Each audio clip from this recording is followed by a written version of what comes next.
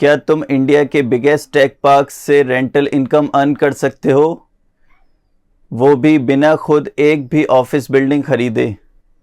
आज हम बात करने वाले हैं Brookfield India real estate trust के बारे में और समझेंगे फाइनेंस वर्ल्ड का एक इम्पोर्टेंट कॉन्सेप्ट, रीट्स।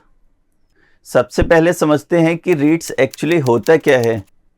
रीट्स यानी रियल एस्टेट इन्वेस्टमेंट ट्रस्ट, ये एक ऐसी कंपनी होती है जो large income generating properties own करती है, जैसे ऑफिस पार्क्स, मॉल्स और कमर्शियल बिल्डिंग्स। अब नॉर्मली ऐसे एसेट्स खरीदने के लिए हंड्रेड्स ऑफ करोड़ चाहिए होते हैं, लेकिन रीट्स इस रियल एस्टेट को स्टॉक मार्केट सिक्योरिटीज़ में कन्वर्ट कर देता है। मतलब तुम पूरी बिल्डिंग खरीदने के बजाय रीट्स के स्मॉल यूनिट्स खरीद सकते हो, बिल्कुल शेयर्स की तरह। ब्रूकफील्ड इंडिया के मेजर सिटीज़ में प्रीमियम ऑफिस प्रॉपर्टीज़ ओन करता है, जहां ग्लोबल कंपनीज़ ने बिग टेक पार्क्स रेंट पर लिए हुए हैं, और जब ये कंपनीज़ रेंट पे करती हैं तो उस रेंटल इनकम का एक बड़ा हिस्सा इन्वेस्टर्स को डिस्ट्रीब्यूट किया जाता है। अब यहीं रीट्स इंटरेस्टिंग बन जाता है। इंडियन रेगुलेशंस के अकॉर्डिंग रीट्स को अपना कम से कम 90% डिस्ट्रीब्यूटेबल कैश इन्वेस्टर्स को देना पड़ता है। मतलब यहाँ इन्वेस्टर्स मेजर एक्सप्लोसिव ग्रोथ के लिए नहीं आते, बल्कि वो रेगुलर रेंटल इनकम के लिए इन्वेस्ट करते हैं। अब ब्रूकफील्ड की लेटेस्ट रिपोर्ट्स देखते हैं। कंपनी ने स्ट्रॉन्ग ग्रोथ रिपोर्ट किया है अपने नेट ऑपरेटिंग इनकम यानी एनओआई में।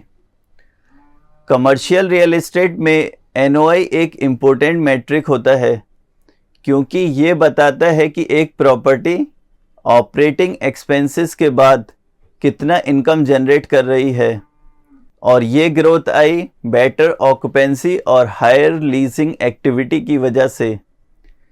ब्रूकफील्ड ने अराउंड 4 मिलियन स्क्वायर फीट का रिकॉर्ड लीजिंग अचीव किया, और उनकी ऑक्यूपेंसी ऑलमोस्ट 93% तक पहुंच गई।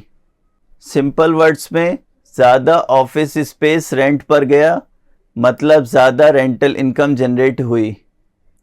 साथ ही कंपनी एग्रेसिवली एक्सपेंड भी कर रही है। ब्रूकफील्ड ने बेंगलुरु में एक प्रीमियम ऑफिस कैंपस इकोवर्ल्ड एक्वायर किया। अब यहाँ पर रीट मॉडल का एक और एडवांटेज दिखाई देता है।